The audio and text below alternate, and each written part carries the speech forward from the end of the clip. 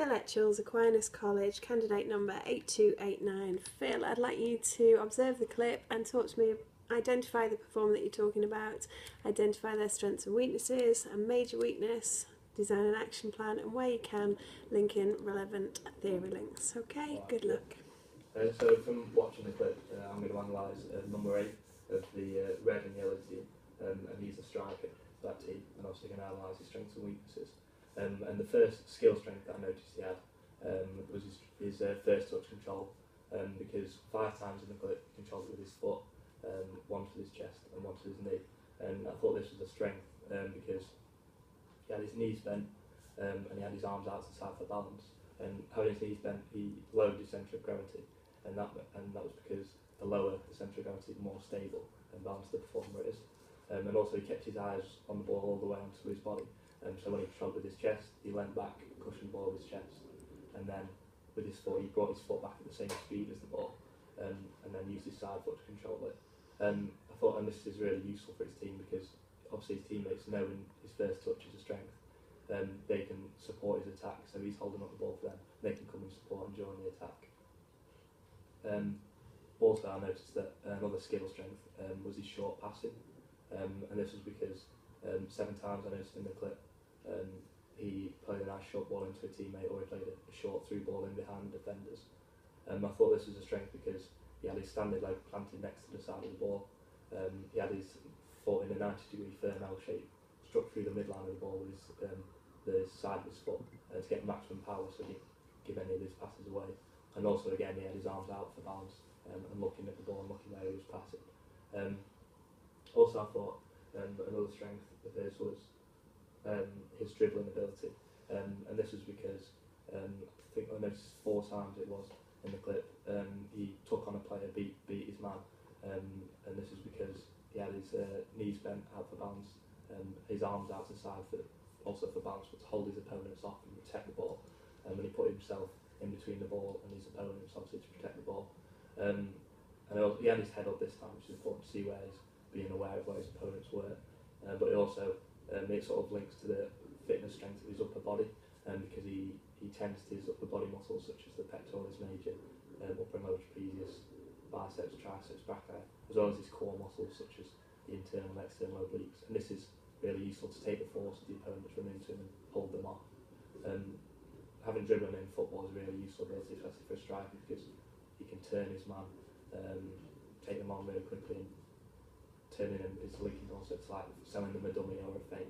And this links to the psychological refraction period, which is where a player presents an opponent with the first stimulus, so he'll move to the left, for example, and then he'll while the opponent's processing this first piece of information, he presents the opponent with a second stimulus. So, for example, he'll step over the ball, move to the right, and this means the opponent has to finish processing the first piece of information before they can start processing the second.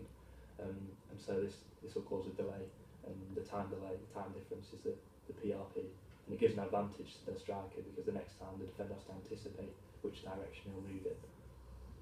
And so I thought from the clip another fitness strength of the player was his speed, because it was 3 times I think he put on a burst of speed to take a player on, and there was one time in the clip where the midfielder played the ball over the top and he used his pace to get round the defender and get to the ball first. And this links to having good reaction time. Having good reaction time is movement time plus response time. And so response time is from the onset of the stimulus to the start of the movement in response to the stimulus. So the time from seeing the ball to the beginning of the movement, move towards the ball, and the movement time then is the time from the start of the movement towards the ball to reach the ball. And so in football, there's quite a lot of choice reactions. Also because the player is focusing mainly on the ball, he also takes in a lot of stimuli such as the pitch markings, his opponents, teammates' movements, coaches' instructions, for example. And Hicks' law states that the more stimulus or information the player has to process, the longer the reaction time will be. So as I noticed that the player had good reaction time, it also means that he has good information processing. As I say, speed is really useful for his team members because they know that if they play a long ball in behind, it's likely that the striker will get there, and obviously as a striker, getting there towards the ball first will mean he either create himself a goal scoring opportunity.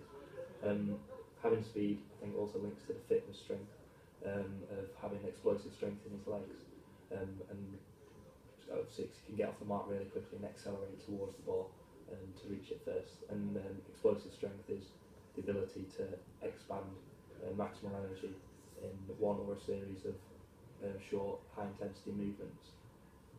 And I think this is really useful because it links to, obviously, like I say, getting towards the ball first, and obviously having explosive strength is an ability. There's two types of abilities in sports. There's psychomotor abilities, which are more information processing abilities, as I mentioned, reaction time, and aiming, and accuracy are also examples. But as I was saying about explosive strength, that's a gross motor ability, and more physical proficiency movements such as dynamic flexibility is another example. I thought another example, another skill strength that the player had in the clip was his volleying, because there's one example in the clip where the ball came over his shoulder, his left shoulder, and he showed great awareness to let the ball come over his shoulder because the defender was also behind him, but he let the ball bounce, and then he volleyed the ball inside the box, back over the keeper into the goal, and scored obviously a really good goal. And this was a strength because he had his standing leg planted next to the ball, so it was coming over, arm out to the side, bent for balance, and he watched the ball all the way onto his foot. So when he struck the ball, he struck it with his laces through the midline of the ball to get maximum power. And obviously, while the player was following the ball, he had his foot in plantar flexion, and this is where the ankle is a hinge joint. The articulating bones are the talus, tibia, and the fibula, and the agonist muscle in this movement is the gastrocnemius, which contracts concentrically, whereas the antagonist muscle is the tibialis anterior, which contracts eccentrically.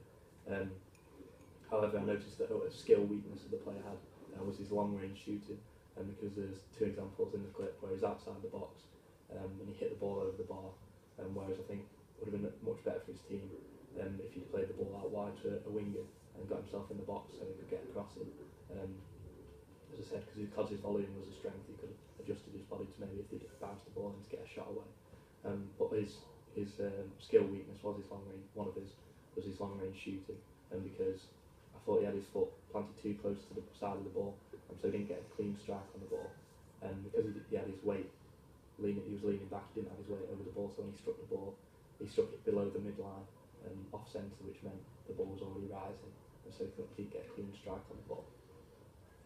Another skill weakness I thought the player had was his long range lofted passing, and this was because I noticed three times or four times, I think it was in the clip, he came short and tried to play a long lofted pass into the box, and then he played one towards downside the wing, but he went out of play, and this was a weakness because he did have his foot planted next to the side of the ball, but this time he had his weight too far over the ball, and he didn't look where he was passing on his approach, and so when he struck the ball, he didn't strike it at the midline of the ball, so he struck it to the side, which meant he scuffed the pass, and he didn't have his knees bent, so he was off balance, so obviously the ball didn't reach his teammates, and that's really quite a negative effect on his team, because where he could have been maybe playing a short pass and moving towards into the box, he's giving away possession, and this other team could start a counter-attack, for example. One of the long passes I noticed was a wing came from a corner, and this time he overhit the ball. It went out for a goal kick, and the goal kick and corner linked to the standardisation of rules, which were brought in by the FA, which was formed in 1863. However, first it was the ex-public school boys who went to university, where the university melting pot occurred. This is where the boys from ex-public school boys from Eton and Harrow, for example, brought their area's own unique rules to university, and they came up with a standardised set of rules that could be played throughout England, so football could be played throughout nationally. And this was the Cambridge rules in 1840, but this obviously evolved into the NGB, the FA, in 1863. Also, I noticed that a fitness component weakness of the player was his aerobic capacity, and this was because the clip was only 20 minutes long, but twice I saw him bent over, hands on his knees, up in, and he did spend a lot of the time walking around as a striker, showing he was fatigued. And aerobic capacity is the ability to take in and transport oxygen to sustain a prolonged period of submaximal exercise. And in football, there's 3 energy systems in use. The aerobic system, as mentioned, but also the lactic acid system and the ATP-PC system. However, I think that aerobic system is mostly in use because the game is 90 minutes long, so a long duration of aerobic activity. And so in the aerobic system, there's 3 stages. Stage 1 is aerobic glycolysis, which takes place in the muscle sarcoplasm and produces 2 ATP. Stage 2 is the Krebs cycle, which takes place in the matrix of the mitochondria and again produces 2 ATP. And then the third stage is the electron transport chain, which takes place in the cristae of the mitochondria and produces 34 ATP. And so there's a total of 38 ATP of energy, which is going to be used throughout the 90 minutes. I think having aerobic capacity is a fitness weakness of the player. Also sort of links to a tactical weakness of pressing that the player could have used and didn't use. And this is because he didn't press the team because he was fatigued. It meant that the defenders had a lot more time on space on the ball to pick a pass to the midfielders to start an attack. And I think that if the players used pressing as a tactic, and perhaps they call it the Geigen pressing tactic, where the striker tries to win the ball back within 6 seconds, and they would have put a lot more pressure on the opponents, and especially at this level, the defenders perhaps would have panicked, giving the ball away to give the striker a chance to score.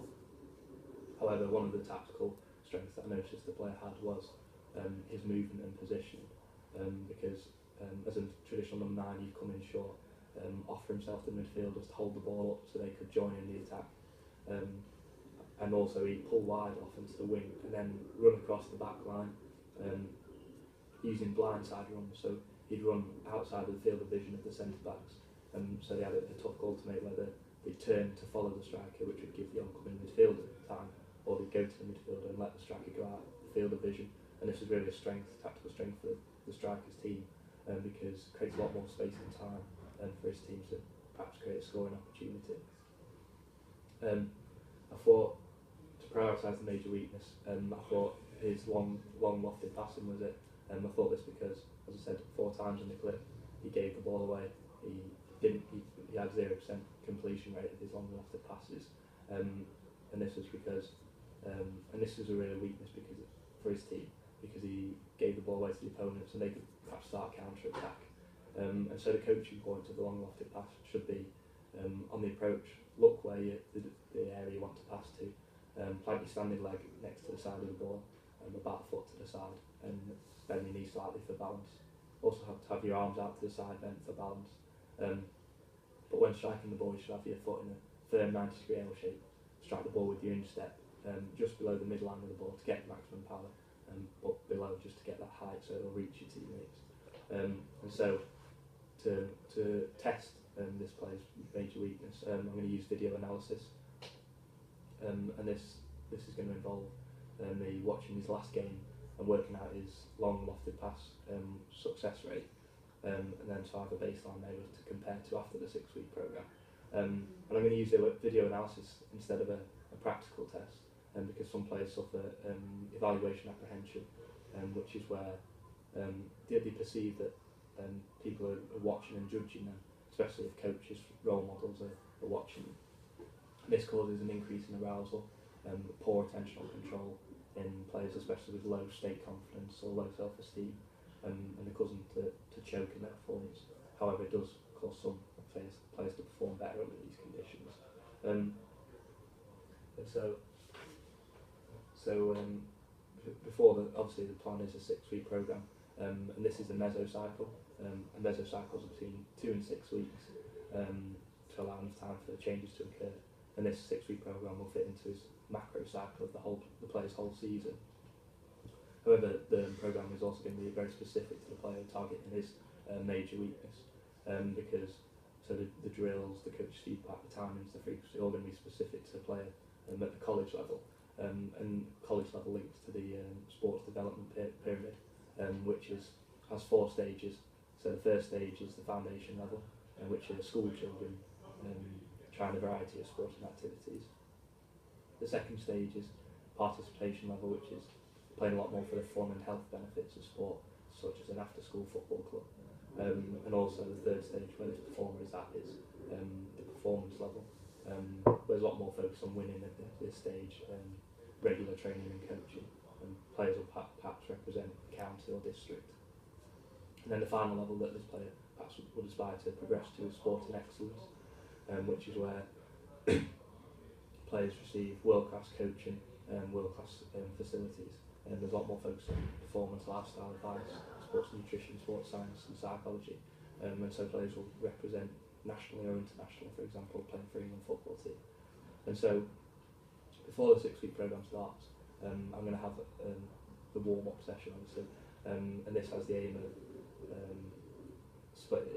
increasing body temperature, increasing muscle temperature and heart rate, to increase the firing of nerve impulses so reaction time will be quicker. And it also increases the extensibility and elasticity of muscle fibres. So one split into 3 stages: the pulse raiser, the dynamic stretches, which usually last 5 to 10 minutes, and the third stage is skill-based activities such as short passing or dribbling drills. And so in week 1, I'm going to go back to the basics of the technique. And this is, I'm going to have the player striking the ball from a static position to 25 yards away, to a 2x2 square, which the target has to land the long lofted pass in. And I use 2x2 square because it's probably the area that a teammate could move in and control the ball successfully, whereas any larger perhaps an opponent would intercept with long lofted pass. And so he's going to be focusing solely on the coaching points, as I said, planting his foot next to the side of the ball, leaning back slightly and striking below the midline to get the height. And I'm going to use a 4-man wall at 15 yards with mannequins just so he has to work on lofted passing, evading, and this time a static wall. And so in week 2, in the first week, the session will be twice a week for 10 minutes at the end of the team training session. However, in week 2, I'll show some progression by having a teammate roll the ball into the player. He's still aiming for the square 25 yards away, but this time has to one touch control the ball, and it's just showing a bit more progression, a bit more closer to the real game. But again, this will be twice a week for 10 minutes, using the principle of moderation, because I don't want to overload the player with too much information or practice at this stage, so we can solely focus on the technique. And in week 3, I'll progress to 3 times a week for 10 minutes.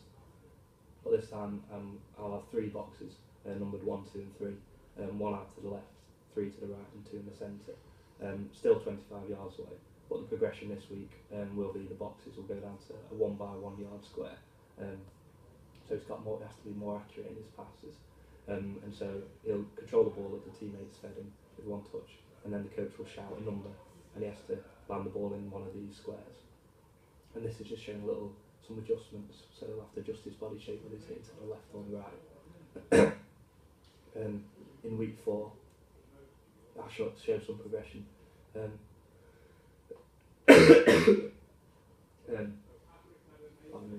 by creating an alleyway of 2 by 20 yards, and I'll have a teammate in this who's going to simulate a wing, and so the progression this week will be increasing the distance to 30 yards, and so he'll have to make the long lofted pass while the player is running, so he has to take this into account so the player can control the ball and still carry on running like he will do in a game situation. However, this drill at week 4 will still be unopposed, because I really want the player to get this technique in his long-term memory, so the skill's overlearned and habitual, so he can produce it without cognitive thought, and so in the game he'll be able to focus on external stimuli such as his teammates' movements. And this, as I say, will be 3 times a week for 10 minutes. In week 5, the drill becomes opposed, and it'll be the same drill as week 4, using the alleyway and the winger, but I'll have a defender in, and so you'll have to take this into account, making his 30-yard long lofted pass. You have to avoid the defender, and this week I'm using more of a varied practice, and this is because long lofted passing is an open skill in football, where the environment is constantly moving and changing, the players' positions and opponents' positions are constantly changing. And in week 5, I'll increase it to 3 times a week for 15 minutes.